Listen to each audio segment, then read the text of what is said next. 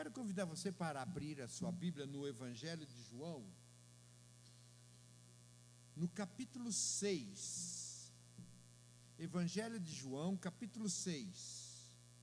Eu vou ler os versos, iniciando no versículo 47.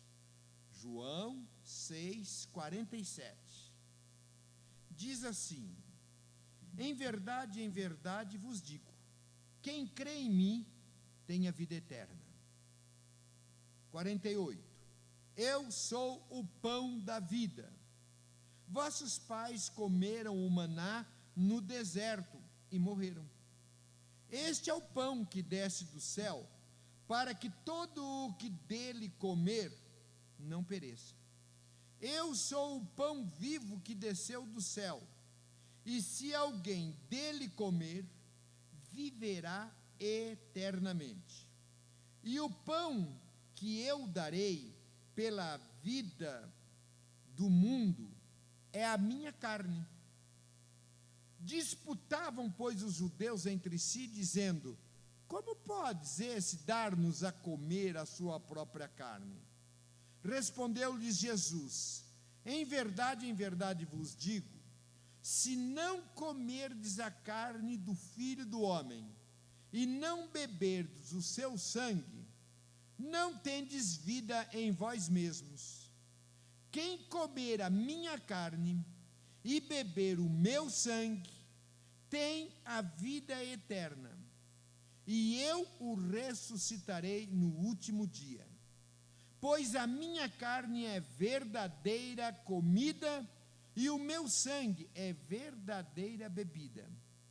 Quem comer a minha carne e beber o meu sangue, permanece em mim, e eu nele.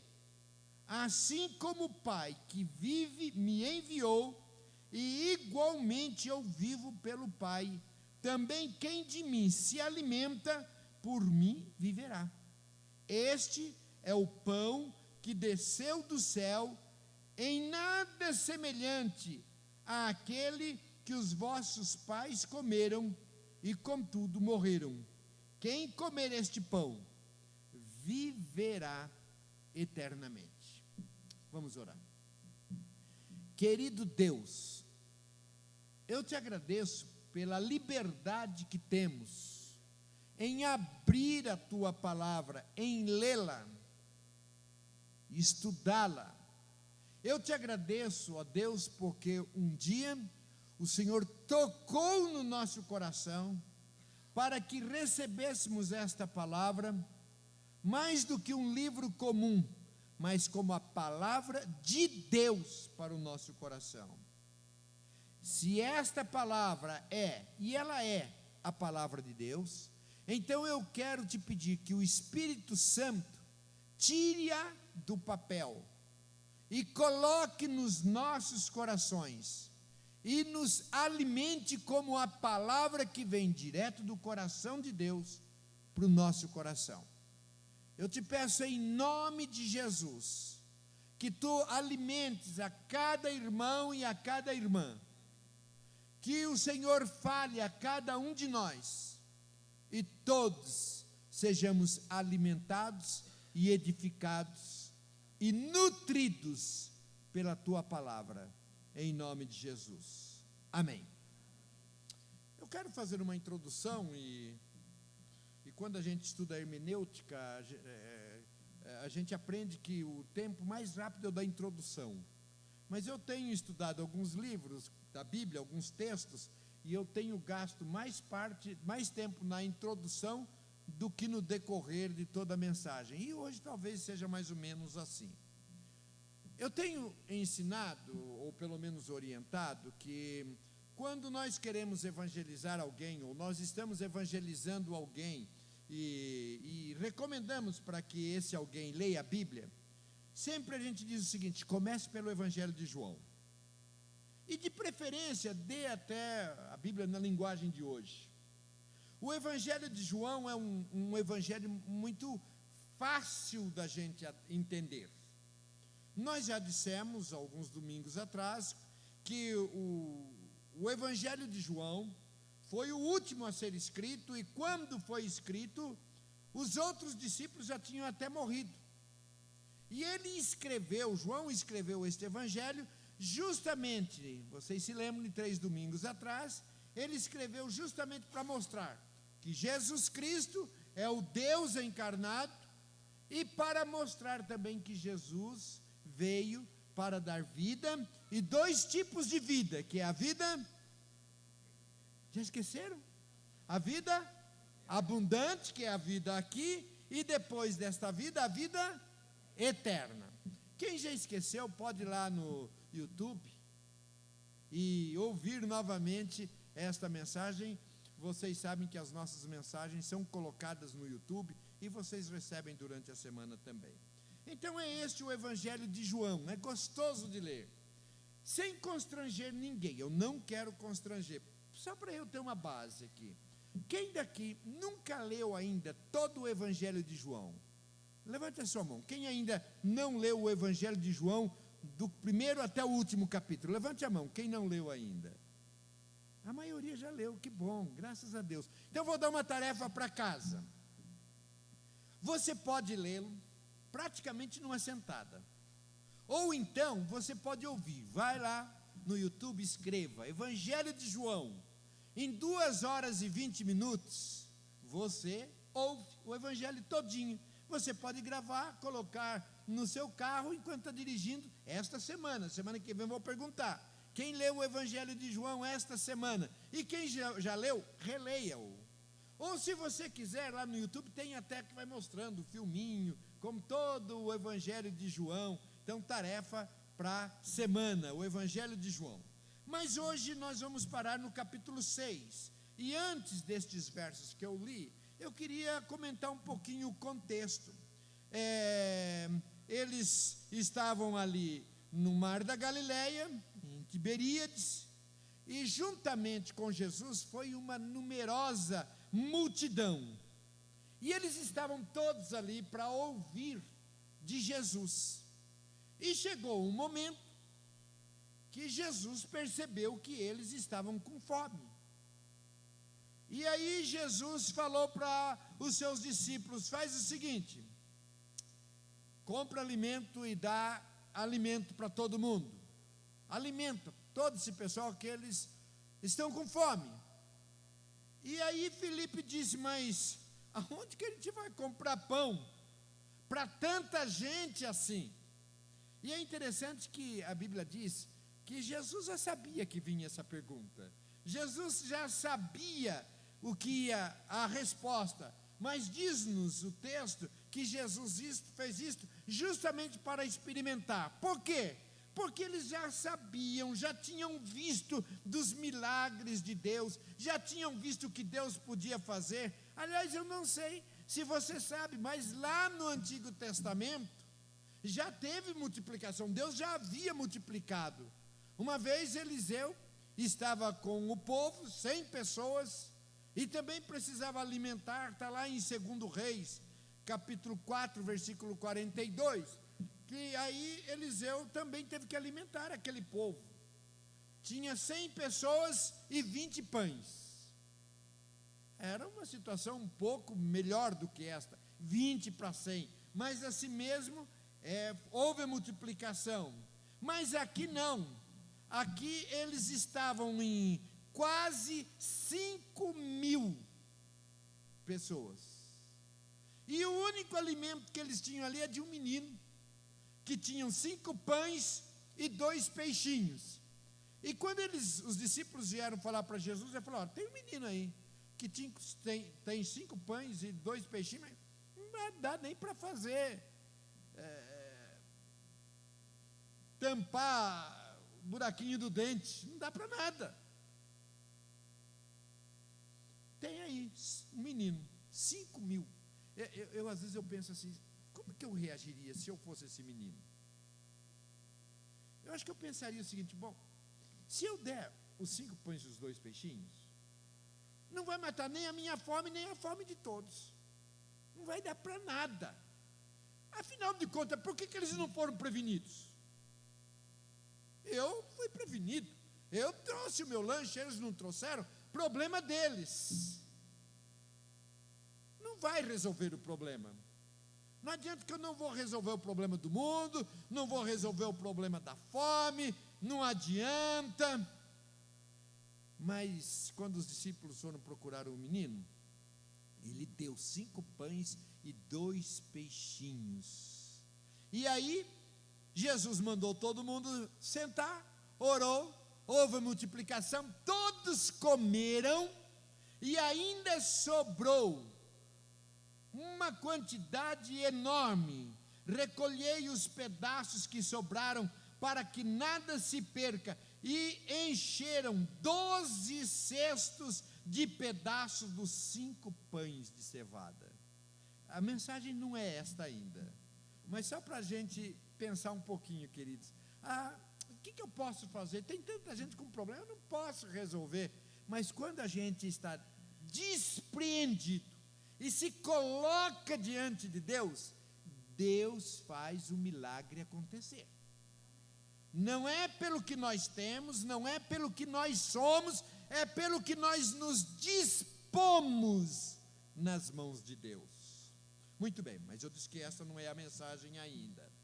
Mas ainda eles estavam ali, ficou tarde, e aconteceu o seguinte: Jesus foi para as montanhas, e os discípulos tomaram um barco, e foram para o outro lado, rumo a Cafarnaum.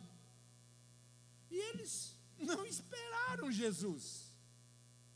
Pegaram o barquinho e atravessaram, porque já estava tarde. A Bíblia diz que o mar já estava revolto. Se a gente esperar muito, aí não vai dar para atravessar. Pegaram o barquinho e foram. E Jesus estava na montanha. Quando eles já tinham andado um bom trecho, eles viram um fantasma. Pensaram assim.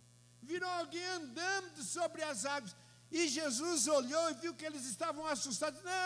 Não, fiquem tranquilos, sou eu que estou andando. Aí eles reconheceram Jesus que andava sobre as águas, tomou-o pelo braço e colocou dentro do barco, e assim foram para o outro lado. Muito bem, no dia seguinte, a multidão chegou e viu, gozado. Só foi um barco para lá. Jesus não estava naquele barco. O outro barco, que talvez fosse o de Jesus, está aqui. O que aconteceu? Nisto estavam chegando outras pessoas do barco, e foram todos para Cafarnaum, para ver se encontravam a Jesus. E chegaram lá, e encontraram Jesus. E quando encontraram Jesus, então agora vem uma conversa, não é? E Jesus disse: olha, vocês não estão me procurando por causa de mim. Vocês estão me procurando porque ontem encheram a barriguinha, comeram, foram alimentados. Então, na realidade, vocês não vêm aqui por causa de mim. Vocês vêm por causa dos pães. Porque vocês se fartaram dos pães. Versículo 26. Que coisa, né? Não é de hoje. De gente que procura a Deus, a Jesus, não por causa de Deus, não por causa de Jesus, mas pelo que Ele pode fazer.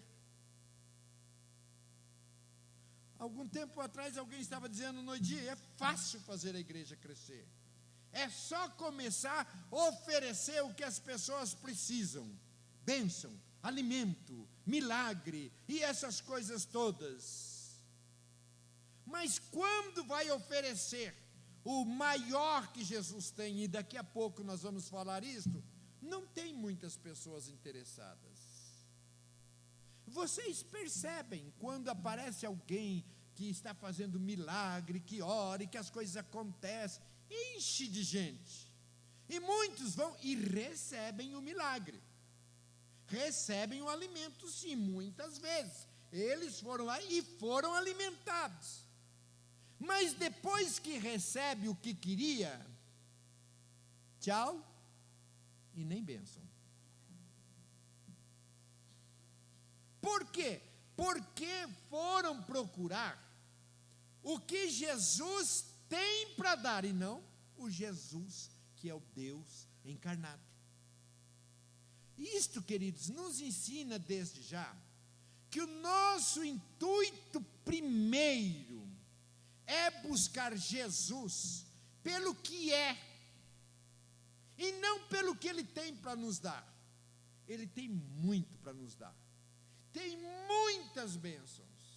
Deus tem abençoado a mim, e tem abençoado a cada um de vocês, e vai abençoar-me, e abençoar vocês mais ainda. Mas mesmo que Jesus não desse bênção nenhuma, nós precisaríamos segui-lo pelo que Ele é. Pelo que Ele é, o Deus que se fez homem, habitou entre nós e morreu na cruz para nos salvar. Então, uma coisa importante é que Jesus foi direto ao assunto. Ele disse: vocês me procuram, não porque viste sinais, mas porque comeu o pão, e eu vos fartei, eu dei o alimento para vocês. Isto mostra, queridos, que Jesus conhece o nosso coração. Jesus sabe por que nós estamos procurando. Jesus sabe por que nós estamos aqui. Ele conhece o nosso coração. Nós podemos enganar um ao outro, mas Deus nos surpreende dizendo: eu sei o que você está pensando, eu sei o que está dentro do seu coração. Por isso que diante de Deus, diante de Jesus, nós precisamos chegar com honestidade e integridade. Mesmo que de repente, Senhor, eu estou te seguindo, eu vim até aqui, mas eu ainda tenho as minhas dúvidas. Eu estou te seguindo, mas ainda não encaixaram todas as coisas. Eu estou aqui, Senhor, mas ainda, o Senhor sabe, falta alguma coisa. E Deus vai falar assim: eu sei. E Ele vai receber isto muito melhor do que se a gente bate no peito e fala que já sabe de tudo, e que já tem tudo. E Ele fala: não me engana que eu não gosto. Diante de Deus, diante de Cristo, nós precisamos chegar com sinceridade. Ele se agrada e Ele recebe a nossa sinceridade. Por quê? Porque Ele nos conhece. Ele nos conhece. Às vezes a gente pensa que conhece um ao outro. Quer ver? É como, por exemplo, o marido e a mulher estão conversando, estão meio discutindo, e a mulher está falando, o marido fala assim: eu sei o que você está pensando. Sabe nada. Mas Deus sabe, antes que a palavra saia da nossa boca. Por isso, diante de Jesus, nós precisamos chegar com sinceridade, porque se a gente chegar uma coisa que não tem nada a ver e fala: Senhor, e está falando, não me engano não, que eu não gosto. Mas se a gente chega diante do Senhor e fala: Senhor, ainda tenho algumas dúvidas, Senhor, a minha fé ainda é fraca, Senhor, eu não estou entendendo bem ainda. Ele fala: eu sei disso, eu vou te ajudar nisso. Muito bem, mas ainda não é a mensagem. O que vocês estão recebendo até agora? Não é mensagem? Mas tudo bem. Aí eles chegam e falam: Senhor, é o seguinte, então, versículo 30, então faça algum sinal para nós, dê uma demonstração de que realmente o Senhor, quem é o Senhor, para que a gente creia. Porque os nossos pais comeram o maná no deserto, como está escrito. E eles está referindo-se, quando eles estavam saindo lá do cativeiro do Egito. Eu creio que vocês lembram dessa história. O povo de Israel estava no cativeiro, e aí Deus tira-os do Egito. Eles chegam num lugar e começam a reclamar: Senhor, por que o Senhor nos tirou lá do Egito? Primeiro eles reclamavam para Deus por estar no Egito. Depois que Deus o tira do Egito, eles reclamam: Senhor, Pelo menos lá a gente tinha o que comer, e aqui, o que a gente vai comer? É um povo totalmente diferente de nós, né? Nunca reclamamos, nunca está bom, sempre tem alguma coisa para reclamar. Isso eram eles, nós não. E então eles reclamam, por quê, Senhor? E aí Deus mandou o maná. Caiu do céu, veio e eles comeram, se alimentavam, e Deus disse, ó, não guardem, é para cada dia eu vou alimentar vocês.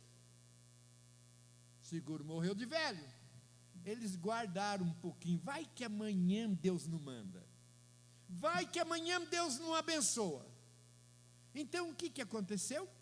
Eles guardaram, e quando eles guardaram, no outro dia, abriram a geladeira, e, por que você está rindo, Herbert? Não tinha geladeira na época, tá bom. Quando eles foram olhar no outro dia, estava tudo bichado, estragado. Eles não confiaram que Deus sustentava dia a dia. O povo de pouca fé, não acreditar que Deus os protege, que Deus os abençoa, que Deus os sustenta. Nós sim, não temos a menor dúvida, toda nossa provisão vem de Deus. Às vezes a gente arrisca por algumas coisas, nos nossos dias é na geladeira, viu? Ou melhor, lá no banco. E então eles falaram, olha, dá uma prova para nós, porque Moisés sim, ele multiplicou o pão. E aí, queridos, vem o seguinte, Deus disse para eles no versículo 32, em verdade vos digo, não foi Moisés quem vos deu o pão do céu, o verdadeiro pão do céu é meu Pai quem vos dá, porque o pão de Deus é o que desce do céu e dá vida ao mundo. Dois aspectos aqui que eu quero destacar. A primeira coisa, ele está ensinando o seguinte, não foi Moisés coisa nenhuma, não foi Moisés, foi Deus. E com isto, queridos, mais ainda a gente aprende o que a gente já sabe, ou seja, muitas vezes a gente recebe uma bênção e fica se achando, ou então eu vou lá para aquele pastor porque ele ora e ele abençoa, vou lá para aquele missionário porque ele abençoa, vou lá para o pastor Noidi porque ele ora e abençoa. Ele está ensinando, não é Moisés, é Deus. É isso que nós também precisamos aprender, embora não seja ainda a mensagem. É isso que nós precisamos aprender, que quem nos abençoa é Deus. E quando o pastor ora, é um instrumento nas mãos de Deus. Mas não é só o pastor, não é só o missionário, cada um de nós que somos filhos do Deus vivo, por meio de Jesus, podemos ser instrumentos nas mãos de Deus, canais de bênçãos nas mãos de Deus. Você pode ser o Moisés para abençoar o seu vizinho, para abençoar o seu parente, e quando alguém chegar e dizer, olha, fulano tem uma oração poderosa, fulano abençoa, não, quem faz é Deus, o poder está em Deus. E quando você ouvir também, você vai ficar fascinado. Quando você ouvir que alguém está fazendo milagre, que alguém está derramando bênção, que alguém está fazendo isso ou aquilo, você desconfie desse alguém, porque quem faz é Deus. Deus usou Moisés e Deus usa todos aqueles, inclusive a mim e inclusive a você. Por isso você pode ser ousado nas suas orações, porque Deus vai te usar. E o que vai acontecer é que, ou seja, o que não pode acontecer é você ficar com a glória, você ficar com a honra, você dizer, oi, não é que eu tenho poder mesmo, oi, não é que funciona, não é. Quantos crentes se achando? Agora, quando você for usado, É uma sensação tão gostosa. Cai diante de Deus e fala: glória seja a Deus, bendito seja Deus, louvado seja Deus, o Deus que usa um vaso tão imperfeito como a mim. É isto a primeira mensagem que a gente lê nesse versículo 32. Não foi Moisés, foi Deus. Segundo aspecto deste mesmo versículo, e agora ele vai preparar para aquilo que nós lemos e vamos ler novamente, mas que diz o seguinte: olha, vocês estão pensando no pão material que Moisés foi usado por Deus para dar para vocês. Por quê? Porque aqueles homens, não os nossos aqui, aqueles só pensavam em bens materiais, coisas materiais. Tanto é que a maioria das nossas orações,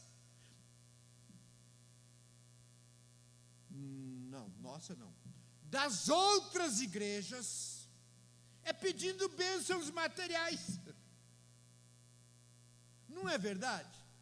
Pedindo um carro novo, uma casa nova, um trabalho melhor, saúde física, uma mesa farta, são as nossas orações.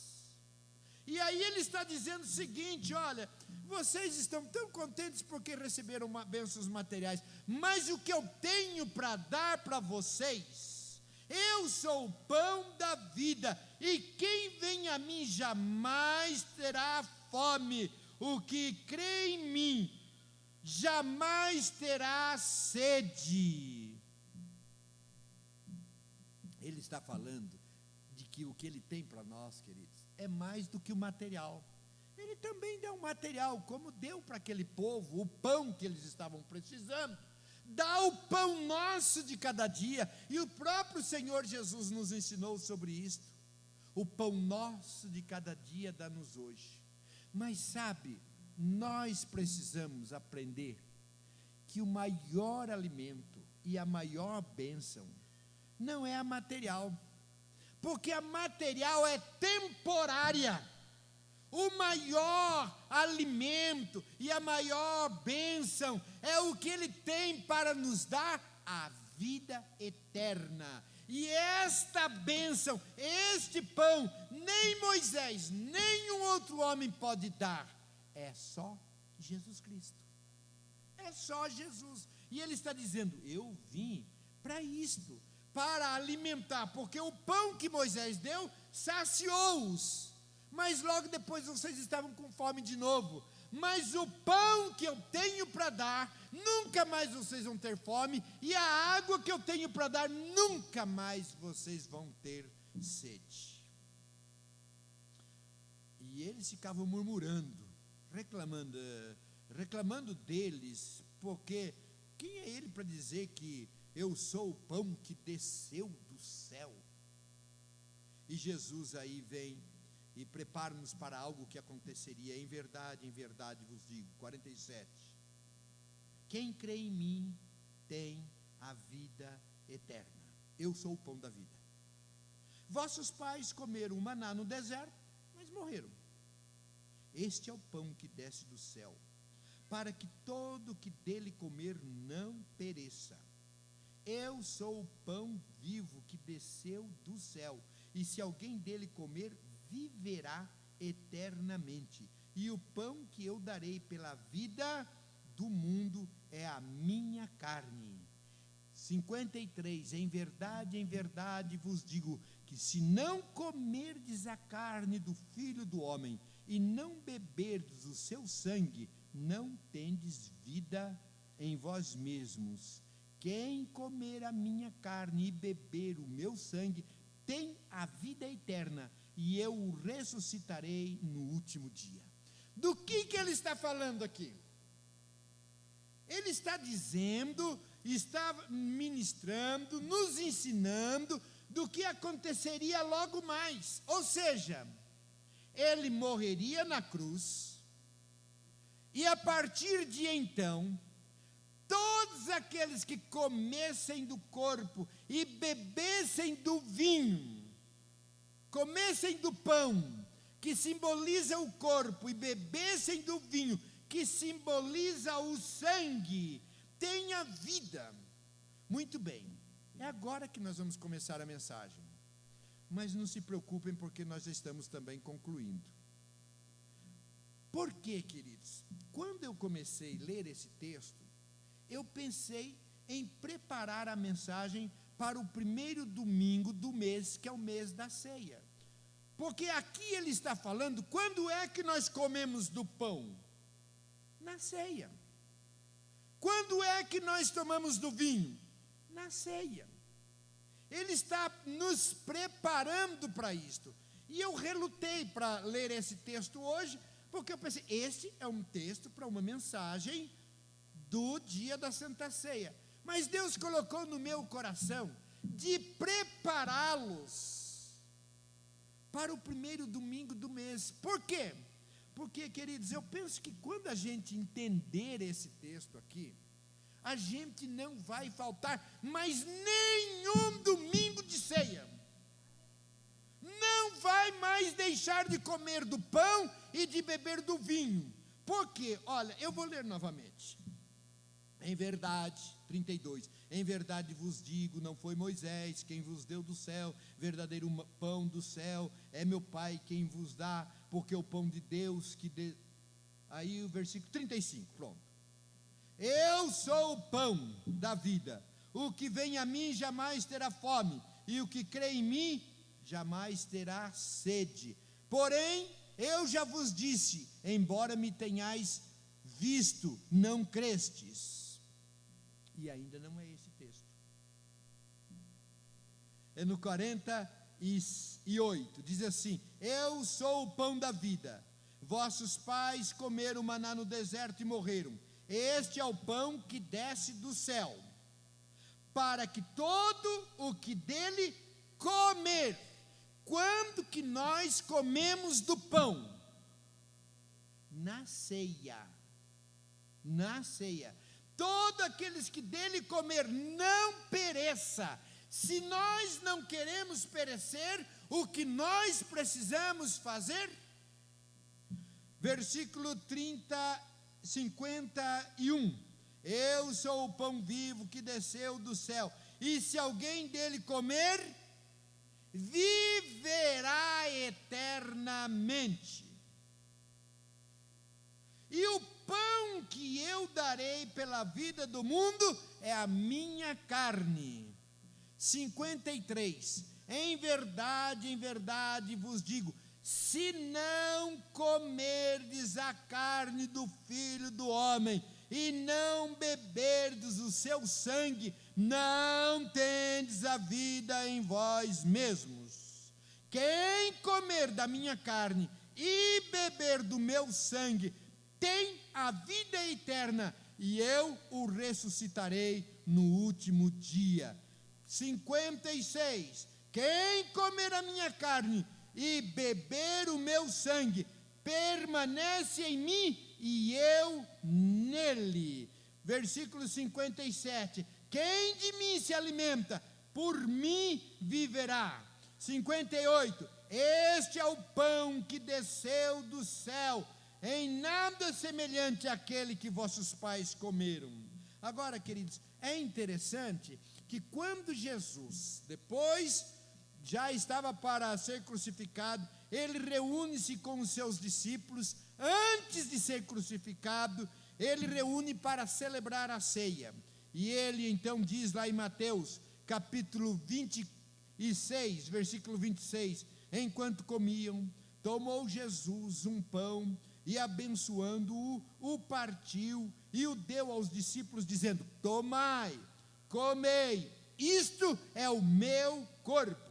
A seguir, Jesus tomou um cálice, tendo dado graças, o deu aos discípulos, dizendo: bebei dele todos, porque isto é o meu sangue, o sangue da nova aliança, derramado em favor de muitos para a remissão de pecados. Se você olha lá também em 1 Coríntios, o apóstolo Paulo, quando está também orientando sobre a ceia, diz a mesma coisa no capítulo 11 de 1 Coríntios, versículo 24. Isto é o meu corpo, repetindo o que Jesus disse, isto é o meu corpo que é dado por vós, fazei isto em memória de mim. Versículo 25, este cálice é a nova aliança no meu sangue, fazei isto todas as vezes que o beberdes em memória de mim. Eu penso que quando nós entendemos isto, queridos, nunca mais faltaremos ou deixaremos de participar da ceia do Senhor, porque nós estamos celebrando, alimentando-nos do pão vivo, que nos dá vida abundante e vida eterna. Agora, para terminar, queridos, os judeus tinham a maior alegria, até se orgulhavam, dizem que é orgulho santo, não sei se tem orgulho santo, mas eles ficavam todos, porque eles eram daqueles cujo Moisés derramou o pão e alimentou-os. Já vimos primeiro, não é Moisés, mas tá bom, Deus deu o pão quando eles estavam com fome. Nós temos um Deus, queridos, que se preocupa com o nosso pão de cada dia. Você pode crer que Deus está preocupado com a sua mesa? É preocupado. Se falta pão, alimento em casa, pode orar, que Deus está preocupado. Deus está preocupado sim com a minha e com a sua saúde. Está alguém enfermo, pode orar. Se é você mesmo, você ora, ou se tem alguém perto de você, pode em nome de Jesus colocar, impor as mãos, repreender a enfermidade, porque Deus está preocupado com as nossas enfermidades. Deus está preocupado com as nossas finanças. Se o que você recebe não está sendo suficiente, você pode orar, Senhor, faz um milagre, Senhor, não está dando, eu preciso, você pode orar sim. Se você está ali com um poisézinho que é muito possante de óleo ali no chão, um carrinho que não está, pai, eu preciso de um carro, pode orar que Deus tem um possante de verdade, né? Um carro melhor para ti, Deus pode te dar. Se você mora numa casinha que, será que cada vento que dá, eu preciso de uma casa, pode orar que Deus dá. Eu creio nisso. E se você está precisando dessas bênçãos, encerrando o nosso culto, nós vamos orar para que Deus te abençoe. Mas eu queria dizer para vocês, queridos, que Deus tem muito mais. Deus tem o pão vivo. Deus tem o alimento que nos alimentará aqui e nos preparará para a vida eterna. O que Jesus veio fazer aqui não é somente suprir as nossas necessidades materiais, mas as nossas necessidades espirituais. O pastor Dário falava dos muçulmanos, que eles têm no coração um buraco do tamanho de Jesus. Não são só os muçulmanos. Qualquer pessoa que não tenha tido ainda uma experiência real e verdadeira com Jesus, que não entendeu que Jesus é o pão que desceu do céu para nos alimentar, por mais que se alimente, saia da mesa de um banquete farto, sai com fome. Comeu até mais do que devia, mas sai com fome. Aquele que não tem Jesus, está sempre com um sentimento de vazio, um buraco, há algo faltando, e o único que pode preencher o vazio do coração do homem, o único que pode saciar o homem, é Jesus Cristo.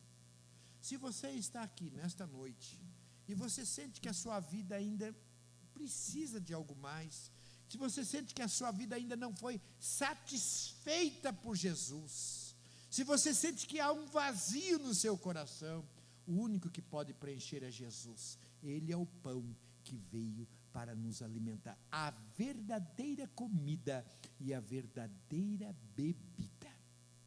Se você já foi alimentado, Você vai encontrar durante esta semana com muita gente morrendo de fome espiritual. Não conhece o pão vivo. De repente, gente que está precisando do pão material, você vai abençoar e vai socorrer. Mas também gente que você sabe que a fome é outra. É a fome de Cristo. É a coisa mais difícil. É você estar com uma mesa farta, se alimentando, e alguém chega e fala: dá um dinheiro, dá um pedaço de pão, dá alguma coisa para comer. O nosso coração está tão endurecido que às vezes a gente se banqueteando e não divide com ninguém. Mas também, queridos, pense, Jesus Cristo preenchendo o nosso coração, e as pessoas chorando e dizendo: estou com fome. Não falam com essas palavras, mas a gente sabe que o que precisam é de Jesus. Quero terminar dizendo o seguinte: se você veio para cá e você sente ainda um vazio no seu coração, é só Jesus que pode preencher. E Jesus quer preencher esse vazio no seu coração. Ele quer que você saia daqui nesta noite com um alimento. Hoje eu saio daqui alimentado, porque eu saio com Jesus, o pão vivo, o pão que desceu do céu, o pão que pode satisfazer todas as minhas necessidades, aqui e eternamente.